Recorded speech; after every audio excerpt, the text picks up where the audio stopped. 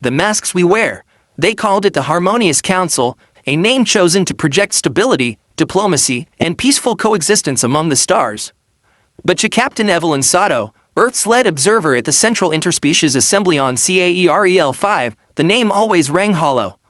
Harmony was a veneer. Beneath it, power dictated policy, fear masqueraded as caution, and every smile hid suspicion. The chambers were carved into the roots of a planetary coral tree whose living architecture adapted to match the preferences of dominant species. Which meant the floors were spongy, the light was ambient and bluish, and the air always smelled faintly of the Aurelian delegates, respiratory musk, an olfactory nightmare to humans, though she had learned not to flinch. Today, however, Evelyn would not be flinching at all.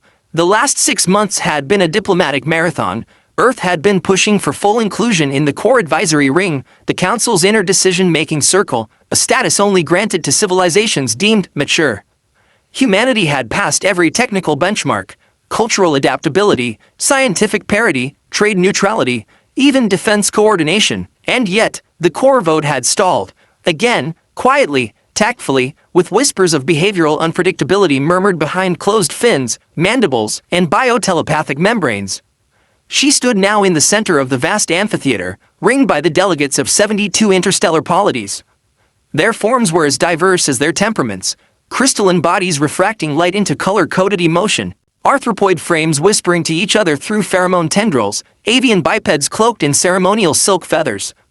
And at the highest dais sat Chancellor Eichthara of the Aurelian Accord, tall, free-eyed, and always composed.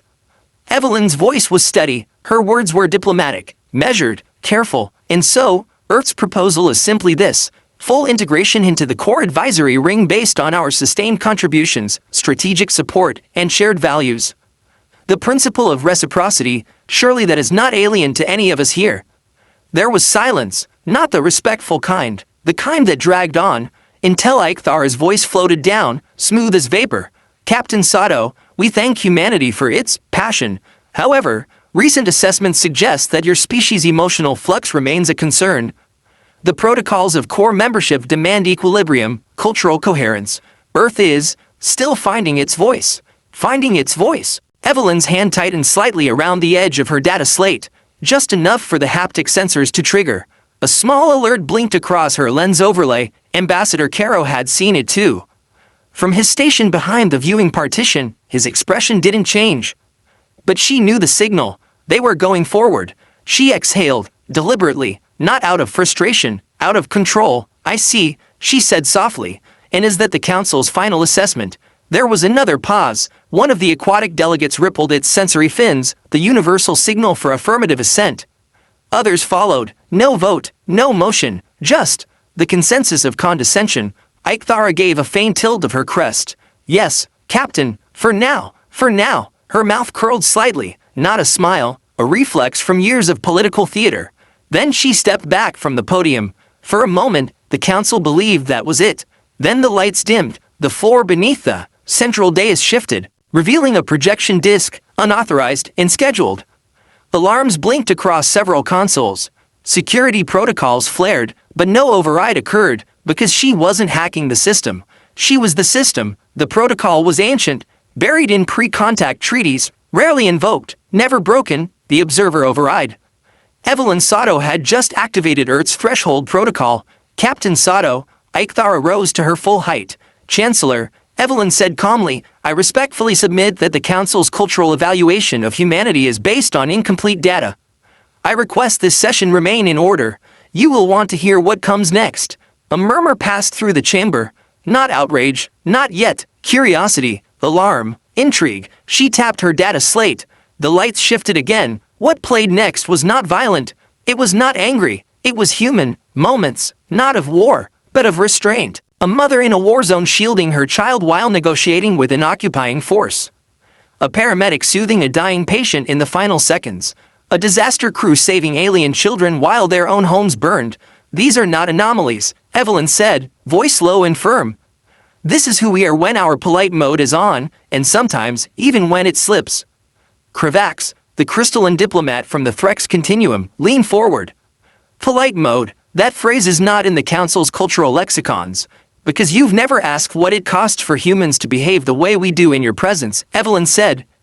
We walk on eggshells across every cultural line. We monitor our tone, our posture, our volume, because we know one wrong word can start a war in this chamber. You called it maturity, but it's performance, and it comes at a cost. The projection shifted again. Now it showed physiological data, neural strain, cortisol levels, micro-expression suppression.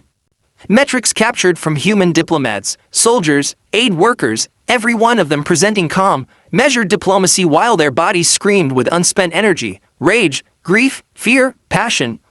Humanity is not emotionally volatile, Evelyn continued. We are emotionally sophisticated. We regulate emotions your species never evolved to feel. We mourn deeply, we rage selectively, and when we fight to end what cannot be endured.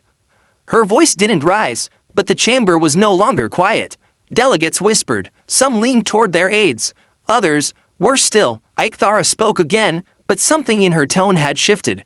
If this is a demonstration, Captain Sato, where does it end? Evelyn met her gaze. It ends when the council decides if it wants to work with the mask or the mind behind it. And then, for the first time in recorded history, a standing envoy of a non-core species walked out of the chamber mid-session. Evelyn didn't slam the door. She didn't look back. She didn't need to. The message was already echoing louder than any explosion. The door sealed shut behind Captain Evelyn Sato with a muted hiss, but the silence she left behind was thunderous. Chancellor Ikthara remained standing, unmoving, her three eyes fixed on the fading shimmer of the projection disc as it powered down. For the first time in a generation, the Harmonious Council chamber had no words. Varlin of the Ventari Rift was the first to speak. A chitinous quadruped with a mind as sharp as its talons, it tilted its angular head toward Ikthara. That was not a display of emotion, it said, voice clicking and dry. It was a calculated revelation, tactical. Kravax glimmered in agreement, and the protocol she invoked, the threshold clause, it is ancient but valid. The override was lawful. We failed to anticipate that. Ikthara finally moved, descending the dais with a grace that belied her growing unease. We have relied too long on the assumption that emotional suppression is the pinnacle of maturity. Humanity does not suppress, it channels. Delegate Kethar, a serpentine scholar of historical jurisprudence, coiled tighter around his perch. We underestimated the cost of their restraint. Worse, we mistook it for a weakness. The room murmured. They've been studying us, muttered Praetor Jalix of the Trivax spires. Modeling our systems, decoding our assumptions. Polite mode, it wasn't compliance, it was camouflage. Ikthara turned to her adjutant. Prepare a closed session emergency review. Immediately, I want full dossiers on Earth's diplomatic installations, cultural exports, and all high-level negotiation transcripts since first contact. The Chancellor, the adjutant hesitated, antennae twitching. If they're already initiating withdrawal, then we must act before the withdrawal becomes a fracture, she snapped, then softened. We need to understand them, before they decide to stop helping us understand ourselves. Across the chamber, Kravax's internal resonance deepened, a sign of unease among its kind. We have long believed that harmony was our strength, but harmony without tension is stagnation. Earth has brought tension, and with it, movement. A small, gelatinous being shifted its weight nervously. But what if their movement breaks the council apart? Ikthara's three eyes blinked asynchronously. Then we must ask whether we deserve to remain whole.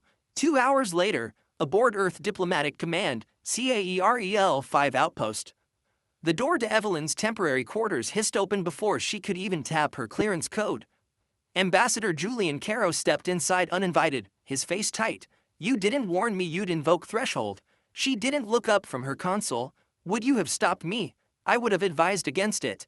Exactly. She tapped through a sequence of encrypted signals, coordinating quiet fallback protocols with Earth's outer rim listening posts.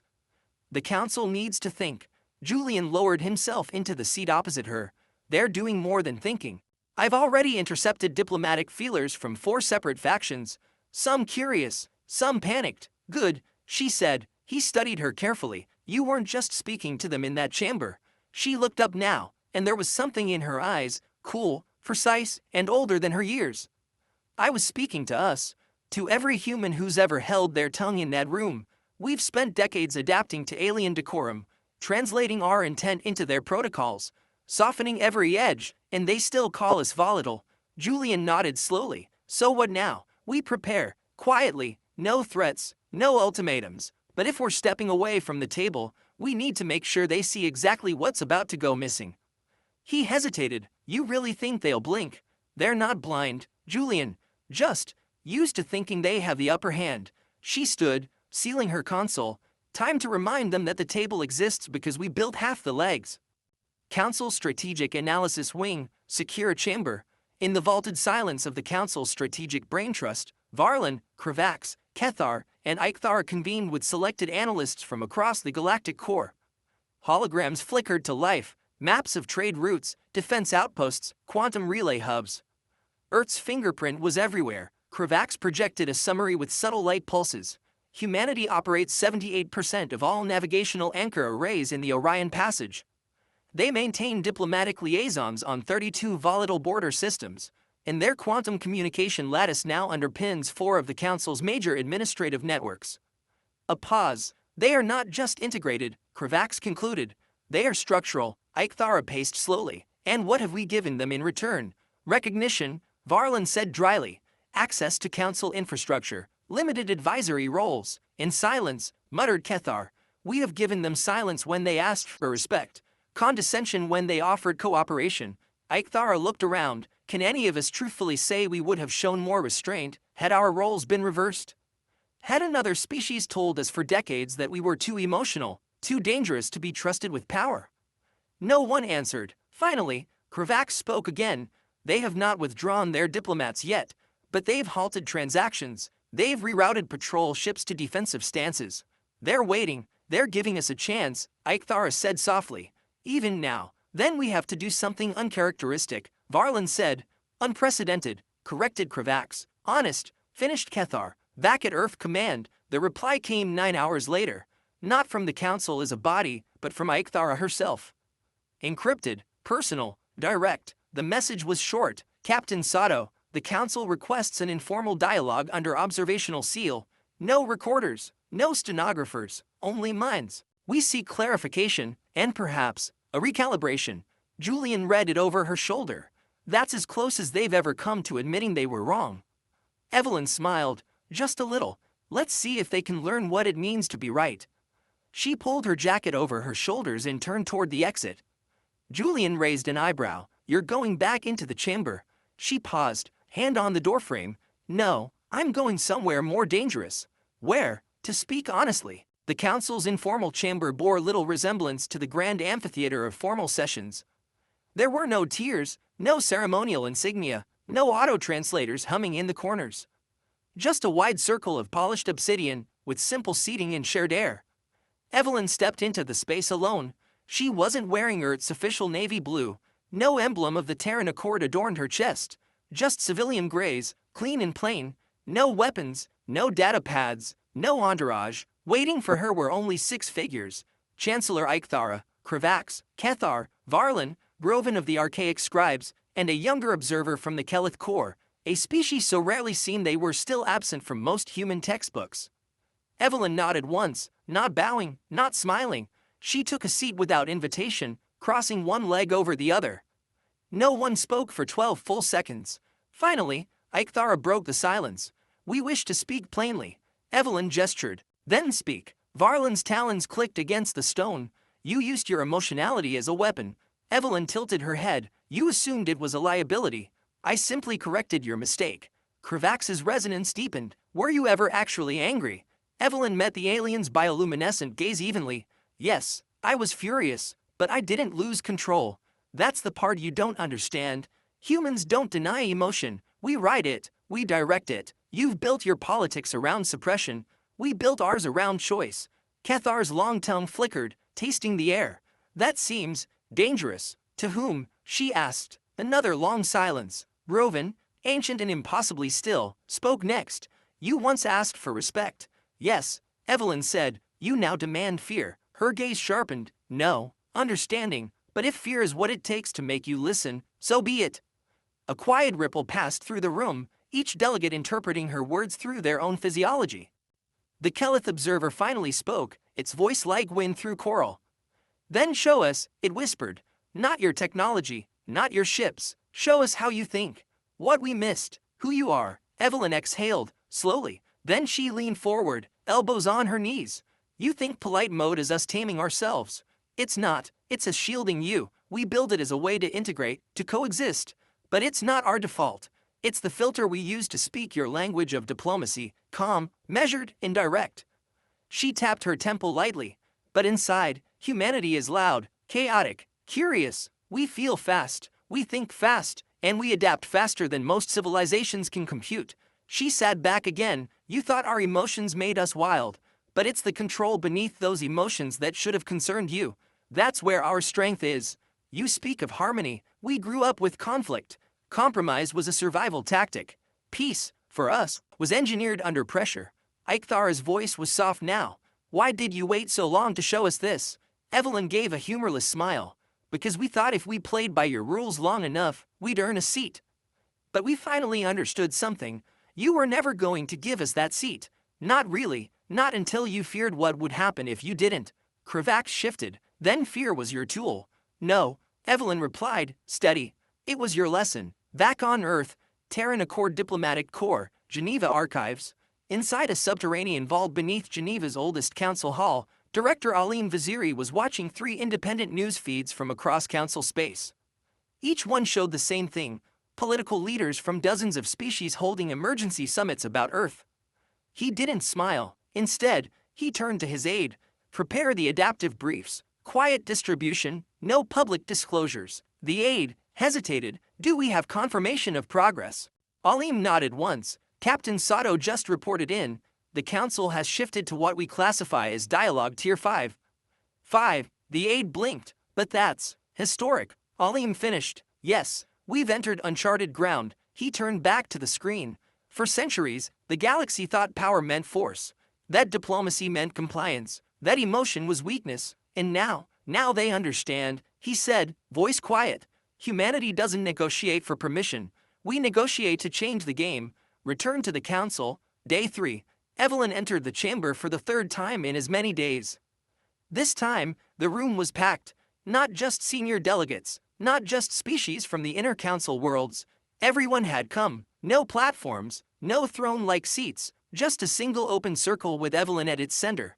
Zelrin, of the Eltai Archives, spoke first. You triggered the clause, but you haven't made demands. I'm not here to conquer, she said. Then why show your teeth? To remind you we have them. The Kelith observer stepped forward. What do you want, human? Evelyn didn't blink. A new chair, not at the edge of your table, not across from it, at the center, where we can co-design what peace actually looks like. Broven stirred. That would mean rewriting protocols. Yes, she said, it would mean evolving. Isn't that what survival demands? Ikthara stood now, looking around the chamber. What say the council? For a moment, nothing. Then a symbol appeared on the display wall, a glowing circle surrounded by 12 stars. A symbol that had not been used in over 1,000 years. Unanimous vote, motion carried, humanity, full member, but more than that, humanity, structural advisor, not just part of the machine, a hand now on the steering wheel. Evelyn Sato stood alone on the central platform, surrounded by hundreds of delegates, thousands watching via quantum relay. Her image was being broadcast in real time to every council-aligned world and thousands of independent systems.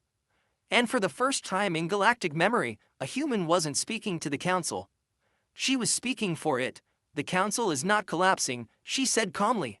It's evolving. She turned slowly, meeting the eyes, compound, singular, multifaceted, bioluminescent, of every species present.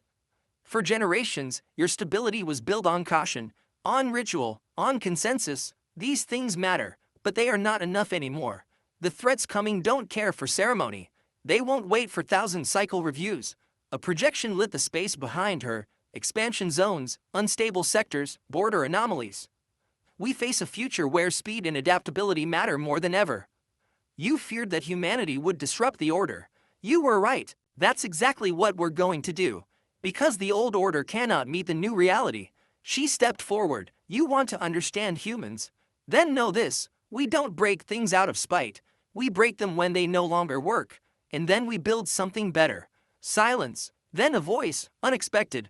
Broven, ancient and once unshakable, stood without assistance for the first time in decades. I spent 400 years believing change was something to be feared, he said, his voice like dry stone. This human, this Evelyn, has made me consider that change may simply be truth we've delayed too long. Kravax added, and perhaps diplomacy is not about erasing difference, but learning to survive through it. One by one, the delegates voiced agreement, tentative, cautious, but real. The council was no longer a place where only harmony survived.